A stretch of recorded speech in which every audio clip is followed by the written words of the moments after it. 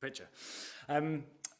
This is the first kind of live presentation that's standing at a lectern I've done since post-COVID. So you'll have to bear with me as I try and press two sets of buttons and remember how it is to stand in front of an audience. So let's see whether this all works. Brilliant. Grand. So what I'm going to talk to you about today is how to really create outcomes in complexity, and particularly the role of commissioners in enabling that to happen. So I'm going to talk you through a way of doing this that we've been working with different public service organisations throughout the world to help develop. And then Des is going to talk you through how that set of ideas is being implemented in Scotland. So what's the key messages? I suppose what I really want to say to you is that if we want to achieve real outcomes in the world, we need to reframe the core purpose of commissioning. So bad news, good news situation. Bad news, this requires a whole way of rethinking what the purpose of commissioning is. So that's kind of quite a lot of work and to do that reframing. But the good news is that this alternative way of thinking about commissioning really works. It creates better outcomes for less money, which I think feels important for quite a lot of people right now. So, what's a shared starting point? If we're going to have this conversation, what is a good starting point where we can all agree on the start of a journey? This, I think, is a statement that now would prove pretty uncontroversial, that the purpose of commissioning should aim to create positive outcomes in people's lives. Right? Commissioners should commission so as to help people create positive outcomes in their lives. Right? Okay. If we can all agree that that's our starting point, then it feels like this question becomes really important. How is an outcome created? Because the answer to this question will affect everything else. Right? How we commission should be in support of how outcomes are created. How we manage programs should be in support of how outcomes are created. How work on the ground happens should be in support of how outcomes are created. Everything is in service of this, right? So this is our best answer to the question, how is an outcome created? Some of you might be familiar with this. This is a systems map of the outcome of obesity. So it's what happens when you shut a bunch of public health experts in a room together and say you're not allowed out until you've mapped all the causes of obesity and all the relationships between all of those causes. 108 different individual factors that these folk identified as causing the outcome of obesity. You can't see the 108 on this diagram, they're too small, but you can see them summed up into areas like people's early life experiences, how food production and supply works, how the effect of macroeconomic drivers, education, media, technology, the nature of work, the built environment, and finally in this bottom right-hand corner of the system, healthcare and treatment options. So what does this representation tell us? It tells us that outcomes are the product of whole systems. So whether someone is obese or not is a product of their early life experiences and how food production and supply works in their area and how technology works, how their education functions, and how all of that interacts with things like healthcare and treatment options. An outcome is an emergent property of this whole system. So this has a really important implication for how we do public management, in this case, how we do commissioning. Outcomes are not delivered by organisations. If your conception of how an outcome is made is rooted in the idea that outcomes can be delivered by organisations, then you will fail, because it is simply not how the world works. Right? Our conceptions about how we do public management should be rooted in the truth of how the world works. That's a representation of the truth. Outcomes are not delivered by organisations. They are the product of whole systems like that, right? So, if that's the hard truth about how outcomes are made, how do we respond to that? So, what are the implications for commissioning? Firstly, you can't contract an organisation or programme to deliver an outcome. If that's your state of mind about this, everything else will fail. And we know that because there's a ton of evidence about what happens when organizations try and contract and performance manage for outcomes. The idea that, that we will set a bunch of outcome specifications in a tender and we will contract and performance manage to see whether the organizations deliver against those, right? Holding organizations accountable for delivering outcomes. We know what happens when people adopt that approach because there's a ton of evidence about it. I'm not going to go through all of that evidence, but here's the systematic review of outcomes-based contracts by the Australian government. So not just looking at one contract, but how the Australian government as a whole looked at outcomes right across the its human services. And what they found was that outcome-based contracts delivered the contracted outcomes that people want, because what happened is that the organisations created the data to say that they had delivered the outcomes. But actually, when you asked people, when the researchers asked people, have these organisations actually supported you with your personal needs? No, those contracted outcomes weren't what actually people wanted on the ground, and other outcomes got worse or stagnated. Again, if we care about evidence in this, because you'll hear a lot of people talk about kind of evidence-based policymaking and like the way that we do stuff must be supported by the evidence. Yes, brilliant. So the way that we do commissioning should be supported by the evidence. This is the conclusion from a review in 2011 in the journal Public Money and Management. The overall conclusion from an international experience of implementing an outcomes approach is that the journey is long and the results are disappointing. So, and I could have picked like quotes and conclusions from any one of 15, 20 different studies. They all say the same thing. This is what they say. That if you try to do outcome-based contracting, what happens is it turns everyone's job into the production of good-looking data, not meeting client need.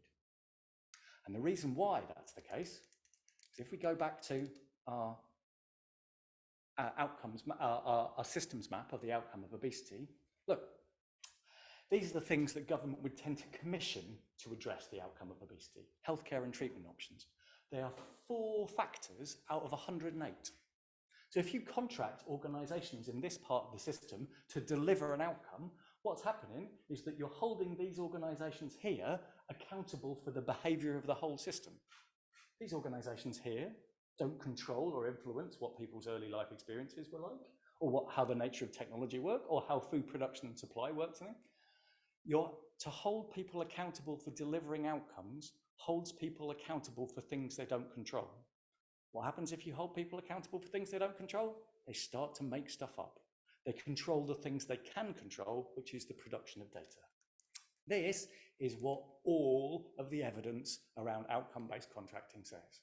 If you try and hold organizations accountable for delivering outcomes, then what you get is a lot of organizations making up good-looking data. So let's not do that. So what we need to do is we need to change the purpose of commissioning. So if we want to create good outcomes in the world, the task of commissioners isn't to purchase services that deliver outcomes. So what can we do? We need to do kind of what John was alluding to, I think, in some of his presentation, which is we need to embrace the complexity of people's real lives. Right? We need to embrace the fact that Tony's life gets better because of a range of different things all happening together. Because some people tried having a conversation and tried some things that worked and some things that didn't. And we need to be able to explore together what works for each and every person, the complexity of the real world. This cartoon tries to illustrate that idea that we have trained whole generations of managers to think that there is a linear relationship between the stuff that we do and the outcome that we want, A and B. Trouble is, this is a little managerial fantasy. It is not true. This is not how the world actually works. What we need to do is, as this little person is doing, open the door to the complex reality of how the world actually works. Let's let go of these managerialist fantasies. So, let's return to our central question. How is an outcome created? And let's kind of really focus that down. How is a desirable outcome created in each person's life? Because each person's life is a unique, complex system that creates outcomes. What do I mean by that? Well, okay, let's look at the outcome of well-being. And let's represent a person's life as a set of actors, people and organisations, and a set of factors that come together, produce a pattern of results, and that pattern of results frozen in time at any given point we call an outcome, right? So this is an attempt to represent a person's life as a system with themselves at the centre, solar system, you get the metaphor. So a person is at the centre of their own life as a system. Who else? What other people and organisations are involved in helping create well-being in that person's life? Their family and friends, organisations responsible for green spaces or cultural provision, their neighbourhood associations, the health service, welfare and benefit agencies. You get the idea. And then interacting with the orbit of all of these actors is a set of factors that crash into them and change the orbits and change the patterns of interaction. So things like their income and wealth, their employment status, their health and their housing and neighbourhood conditions. All of these things are interacting together, and the result of that we call well-being or not in someone's life. Here's another way to represent that idea. This is called ecological systems theory from the world of psychology. Again, put the individual at the centre of their own life. First layer around them is their microsystem, their peers, their family, their religion, their workplace.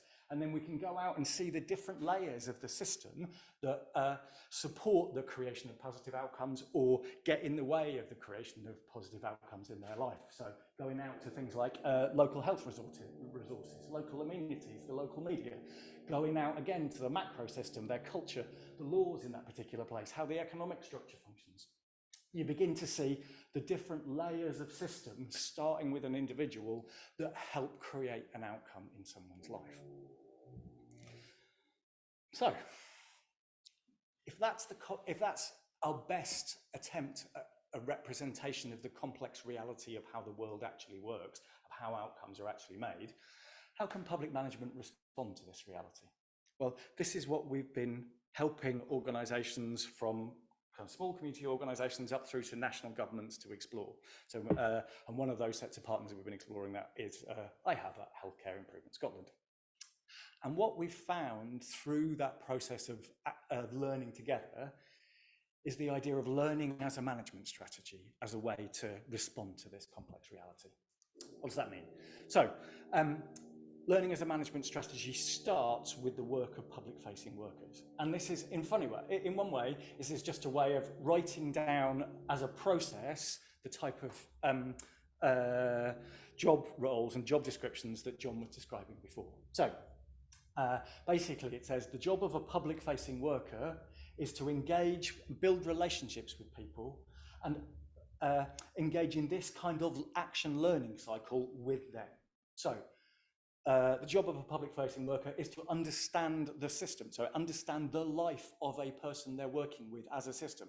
Not so that the worker understands it, so that the person and the worker together understand all of the actors and factors that go to make up the outcome that the worker and the citizen is interested in. So, how do we build a set of, how does that worker build a set of relationships with someone, knocking on doors, having a cups of tea, talking with them about, listening what's actually going on in their life?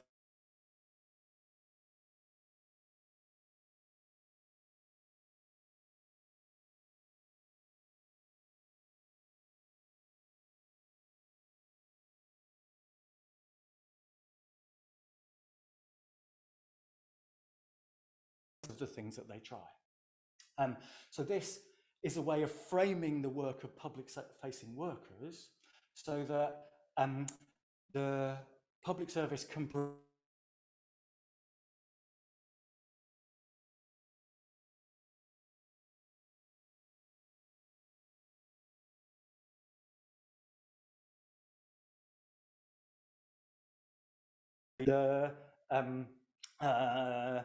my health services are different from your health services. My early life experiences are different from your early life experiences. So my unique life as a system is different to yours. So Public service must be able to produce a bespoke response to each and every person if we're going to create positive outcomes, right? This is how public service responds to the complexity of the real world. So that's the kind of root of it, and you can see that in a bunch of the practice that John was describing. We've also found, but we also need to engage with this idea that there are lots of different system scales that produce an outcome, right? So it's not just that individual and their life as a system.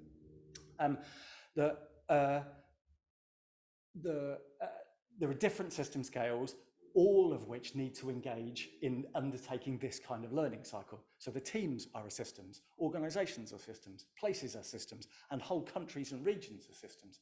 And what we've found is that this kind of learning cycle is operated at each of these scales. Let me explain.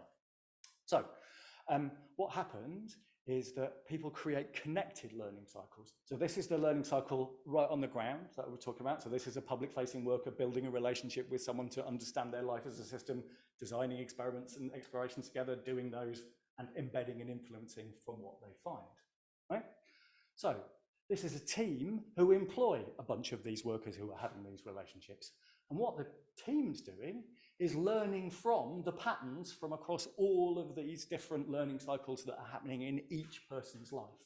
So if you're a team scale and you're a team leader running a team like with a bunch of people doing this stuff, you will be asking questions like, what patterns do we see from across all of these persons' life as systems? So how do we need to change how we work as a team in order to respond to the learning that's coming up from all of this?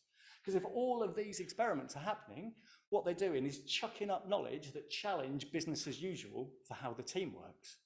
And so it is the team leader's job, learning as their management strategy, to go, okay, what should we do about all of this stuff that challenges business as usual?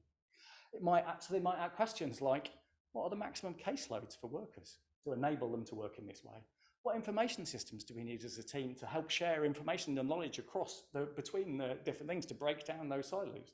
What shared reflective practice spaces do we need for team members in order to help them reflect on all of the things they're learning? What staff capabilities do we need to recruit and train for? These are the things that at a team scale that are likely to be the subjects of the learning cycles. And then the idea is, with adopting this alternative way of working, what happens is you build these connected learning cycles from the ground up at each system scale. So starting with the person scale and moving up to the team, to the organization, to a place, and to the country. So basically what you're trying to do, and this is what a bunch of the places that we're working with are doing, is to create this connected stack of learning cycles from public-facing workers right up through to the minister.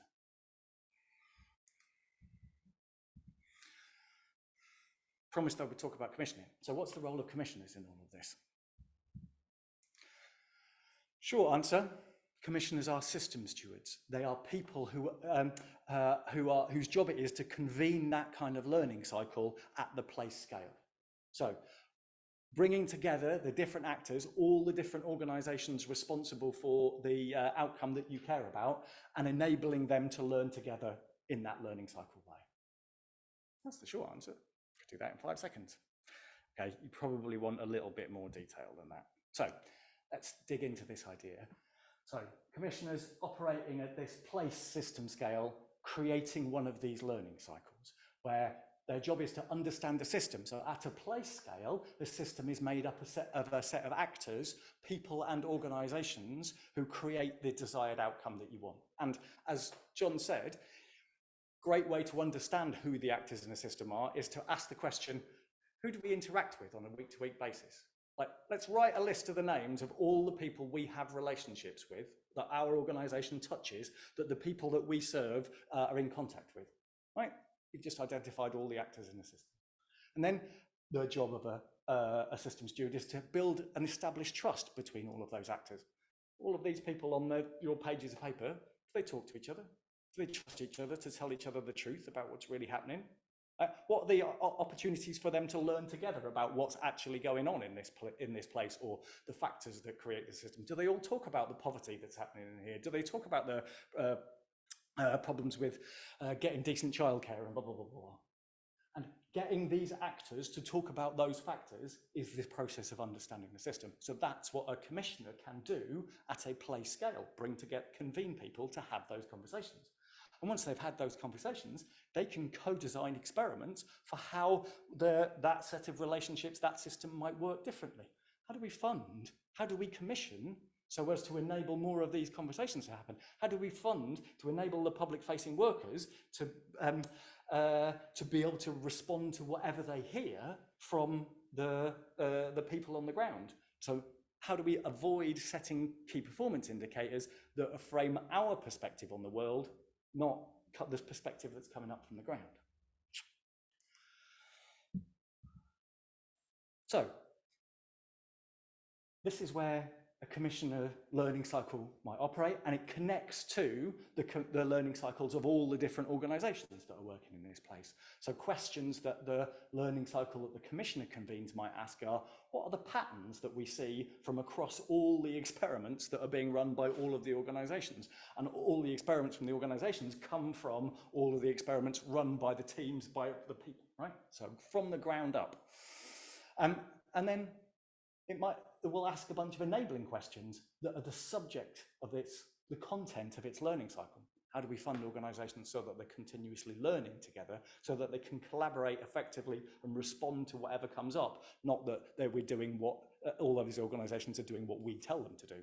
Because if you as a commissioner are telling organizations what to do, there is no chance in the world that you can get that right enough to respond to the diversity of all the people that those organizations are engaging with.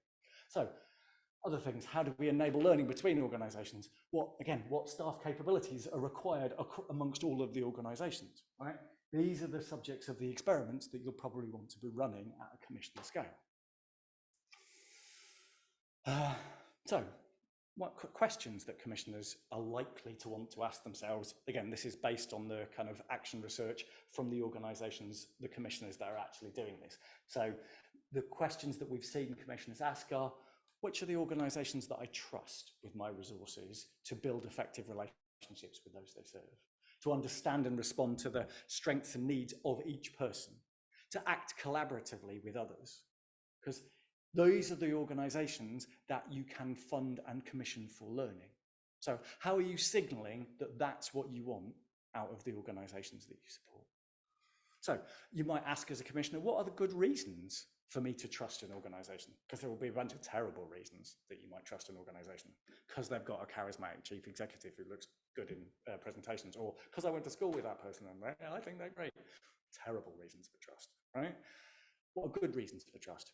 Again, from the stuff that people have actually done, we found that commissioners trust organizations that are prepared to open their books to others in the system. Yeah, here's what we're spending on everything. Here's how our finances work. Organizations that learn well together, so that keep learning logs and say, this is what we've learned, and this is what we learned, particularly that didn't work, blah, blah, blah. And organizations that have that kind of person-centered thing at their core. So finally, a commissioner might ask, how do I commission so as to build trust? Right? How do I remove the competition that erodes trust between organizations? So some of the experiments that commissioners run is using alliance contracts, for example, which creates shared responsibility, using grants rather than competitive tendering as a way to distribute resources. Because remember, you still can. So finally, before I hand over to Des, I'm going to talk through an example in practice, because it's important for me to share that everything that I've just told you comes from learning from stuff that's happening on the ground. So this isn't kind of theory we've made up. This is a reflection, shared learning built on stuff that people are actually doing. So the example I want to share with you is particularly an example about commissioning.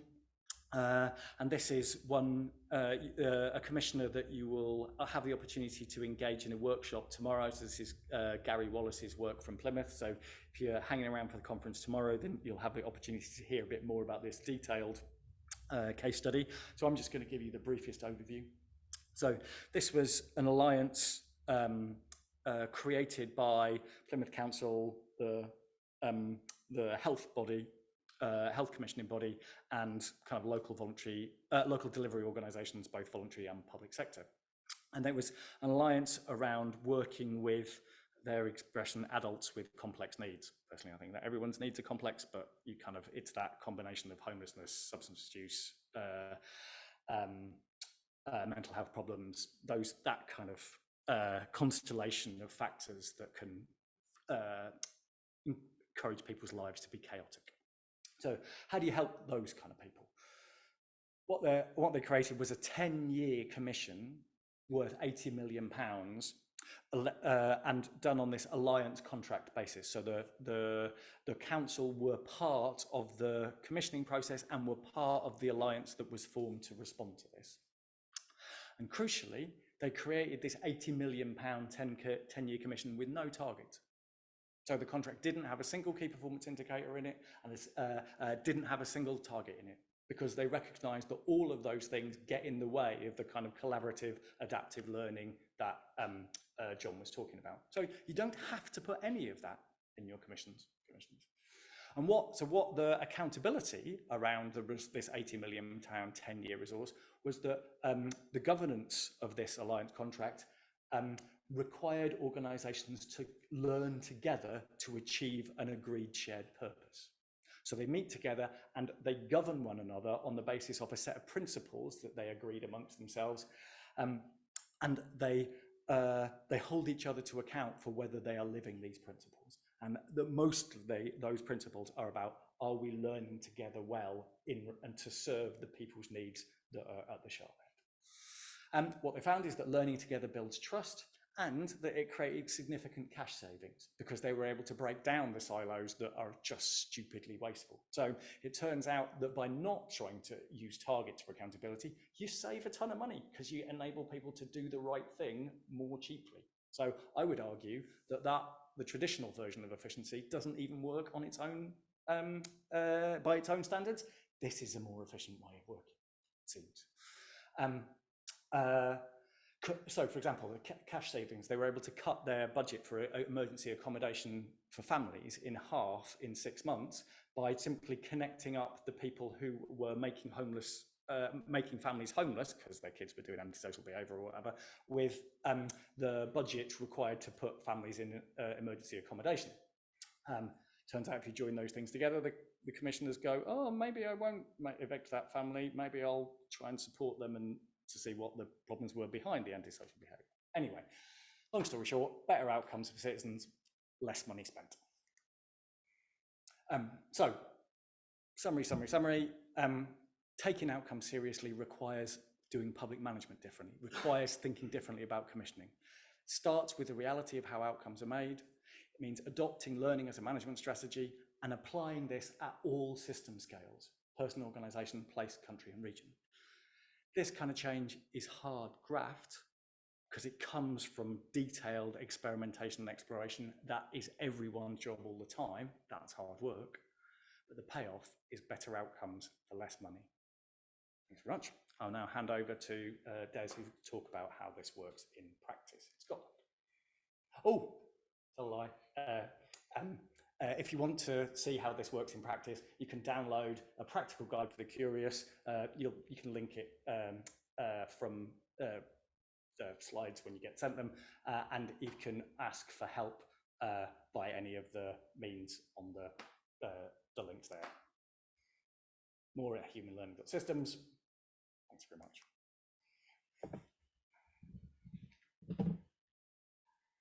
Very much, Toby, both for that challenge as to how do you put this into practice, but also for such an excellent presentation that it's a hard act to follow, so thanks for that.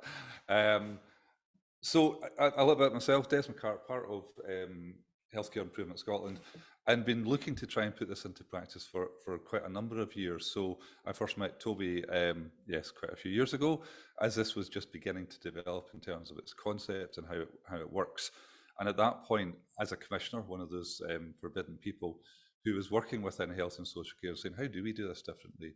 At the onset of self-directed support and that kind of change in Scotland, towards real empowerment of citizens. Community empowerment was coming forward, realistic medicine was coming forward, health literacy, a whole range of policy and legislation which was ostensibly putting power into the hands of people, and yet our system wasn't doing that. Our system wasn't built to do that, so it's no real surprise. So as a commissioner, I'm thinking, how do we start making sense of this?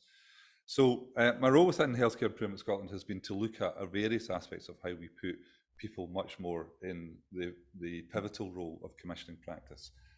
The work we're doing over the past wee while has been commissioning for community solutions, and this, strangely enough, happened around about the same time as John was just trying to get things started in 2020 and suddenly was interrupted.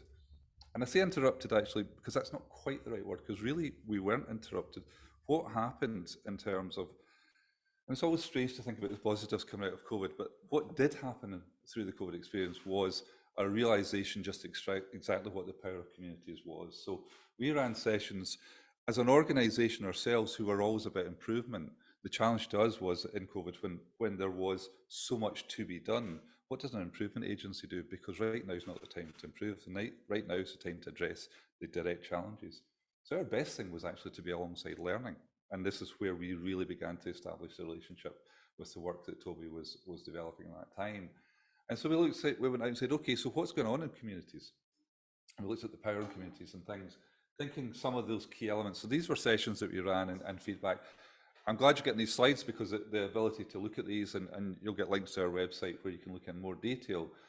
I don't think it'll be a surprise to anybody, but bringing it together and really beginning to think, so what does this mean? So it's not just that we know it, what do we do about it? And again, that's the key part that Toby was talking about there. So we were beginning to go through our own learning cycles, understanding the system, and begin to think, so what does this mean? How do we work with people? How do we actually do this? We didn't conceive it in that language at the time, but that's what's been really powerful for us working alongside the HLS approach, is to begin to really understand what we're doing here. So things like funding were obvious, and about what sustainable funding really looks like. And it's certainly not year-by-year contracts or even 3-year contracts. So thinking, what does that mean in terms of sustainability? And some great examples that came through COVID of community organisations, and this came through, in fact, money coming direct from Scottish Government straight to community, and you'll know this, community development trusts, etc., into anchor organisations, and giving power direct to people to deal with crisis there and then. So it wasn't commissioned. It didn't have lots of contracts. It didn't have lots of outcomes. I guess the main one was pretty obvious at that time, is to keep people alive and well as best we could during COVID. But it was interesting to see that in crisis, we were able to give people money and let them go on and do things. And certainly in places like Highland, where the relationship between the commissioner and providers did change, where they said, we know that you know these people, there's the money for the next 6 months, on you go and look after those people. Let us know how it's going and if we can help, but we are not asking you to deliver on a contract. So we began to see things change. So at the heart of that was relationships. It wasn't the contract, it wasn't what was written down. And I know that from speaking to Gary, and you'll hear more about this tomorrow probably, that one of the things he reflects on is that he felt better able to deal with the impact of COVID because they already had the relationships. What they said was, actually now we have another thing to address in the way that we work. It's not delivering on contracts as a group of organisations, it's addressing this, the real challenge we have now. And so thinking of what that means in terms of impact, and what it meant was, it was addressing what mattered most to people. So it wasn't delivering on KPIs or outcomes, it's not delayed discharges, none of those measures, which should all be useful proxy indicators of a healthy health and social care system, but had become the enemy by being the main focal point. So actually what we were seeing from this was a real focus on what matters to people.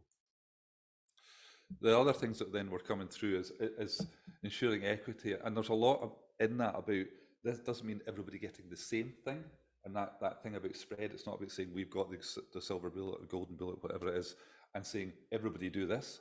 It was about saying equity in terms of opportunity, and what that meant, building on the strengths, as Toby said. Actually, we've all got different resources in our areas, we've got different geographies, landscapes, everything. Travel is very different in the Highland area versus, you know, the central belt of Scotland, for example. All of those things. So really getting into equity because it was about building on what mattered to people. Role of social action is a really interesting one. So the quote there is, important to upskill individuals and volunteers to invest in community. People are our greatest assets. That's not how a commissioning system works at present. So how do we how do we get alongside that and not want to be political about this, but reference point that David Cameron talks about big society, not standing back and letting community get on with it, but actually saying, how can we be alongside? And there's a little diagram later, turning the world upside down. So that thing about social action being really important. So where do we start? Articulating values differently. And that is the bit that really got us into thinking about human learning system and what it had to offer us. So what we saw in community-led models of health and social care, and going back to, again, what John talked about earlier, really old stuff, Christy did say quite a long time ago, demonstrates that new approaches, not so new probably now, characterised by collaboration between organisations and partnerships with people and communities. It was said a long time ago, it is not rocket science. It was said, it's not followed through, and we're not there yet by any manner of means. What's interesting is, and again, John talked about this, about how this has been picked up. So in terms of social care, Derek Feely and the Independent Review of Adult Social Care just last year, when it was released, we need a new narrative that replaces crisis with prevention and well-being, burden with investment, competition with collaboration, and variation with fairness and equality. So all those things that John talked about in his presentation earlier, the things that community are particularly good at, especially when they're given the right support, that focus around what the people of Braemar need, rather than how does health and social care deliver care services in Braemar.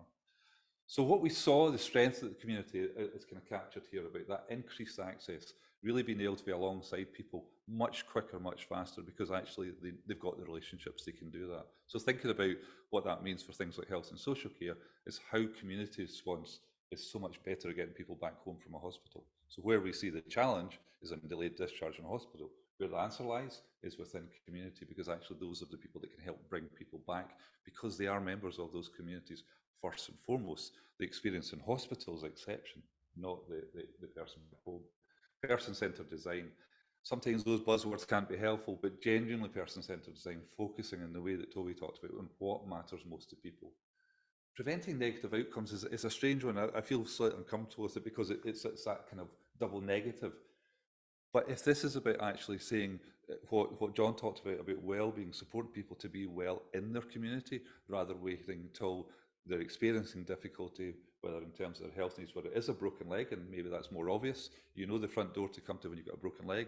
But do you know where to go to when you've got what are actually the first signs of diabetes, but you don't know that yet? Do you know those things? So it's only what you know. So at the moment, our system is, you need to know the system. You need to know which door to go and knock to say, this is my problem, and articulate it. That is not an easy place. So our ability to get in there in prevention is not great. But the strength of communities is knowing people and understanding that person's not getting out as much as they used to. I wonder if there's something we can do about that. So starting from a different place. And that is, as Toby alluded to, is resource efficient. And there are great examples through the guide, actually, and through other work that's on the HLS site, about examples of where this has made a difference, borrowing on things like the Vanguard work that was done a number of years ago, and examples there of people getting much better outcomes. And as the title of the document was, saving money by doing the right thing, much better use of resources, and ultimately then that coming to empowerment. So, oops, pressing the wrong button there, apologies. So thinking about some of those, what's in amongst all this? So that thing about, and we started here, is that more involvement of community groups. So really involving community, promoting community wellbeing and supporting service delivery so that there's a genuine involvement of community groups. A bit like John talked about, is being at people's front doors, being in the spaces that community gather, not expecting people to come to us. Adaptation to local context. So that thing about saying, okay, we've got learning from over here, and that's really useful. What have we learned from that? But not then applying the answer, but applying the learning at local level. So that adaptation to local context. Staff acting as community connectors. And we do have, we have a lot of these bits and pieces within our system just now, but really getting into that thing is that staff are, first and foremost, members of community as well.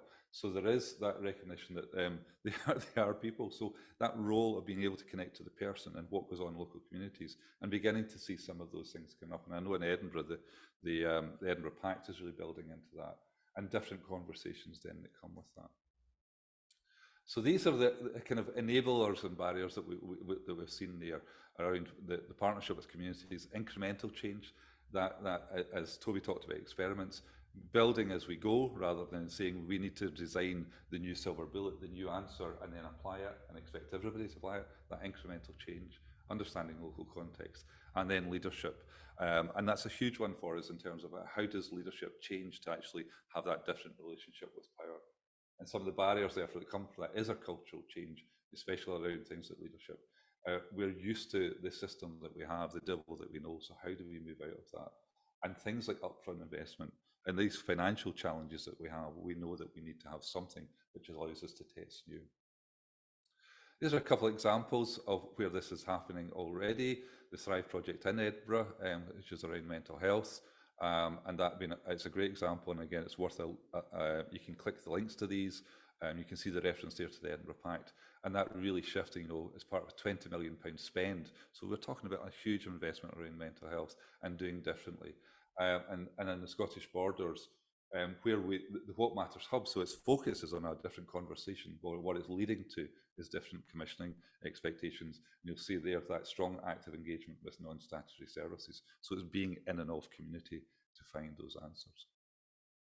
So it's turning the world upside down. You can think of community as the foundation of that triangle with emergent, this is within terms of health and social care, with the hospital at the top. But that actually, which is not a bad thing in some ways, but it puts the person at the bottom of that and they have to find their way through the system. But actually, if you turn that upside down and think about what it looks like when actually the person is supported, can stand on community, is supported by it, and that then these other services, all the way through to intensive support, are there when you need them, so that it's a broad, strong base for individuals. So that's the extent of our paradigm shift. It's turning our world upside down based on learning. So the workshop we're going to do straight after this, you'll get a bit of a chance because that's a lot of information between Toby and myself.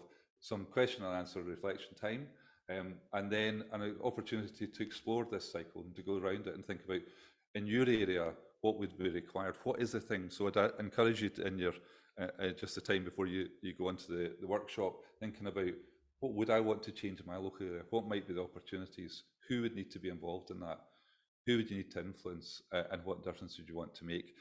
So have a bit of paper next year. It would be great to help you start on your own experiment to see how might we use this learning approach to start and to change things in our local area. And I'm going to hand it over to John, who will just do a little bit of introduction so that you're ready for the workshop, for the first workshop. Thanks, John. Thanks so much, Des. Thanks so much, Des. Thanks so much to Toby, too. Okay, so we're going to go into some workshops now. One of those workshops is indeed for Toby and Des to do some follow-up. You might have some questions. They can get into some more details about the examples they're talking about. That's for all sorts of people, but you can imagine if you're someone whose your attention's being captured by some of the things they say, that's absolutely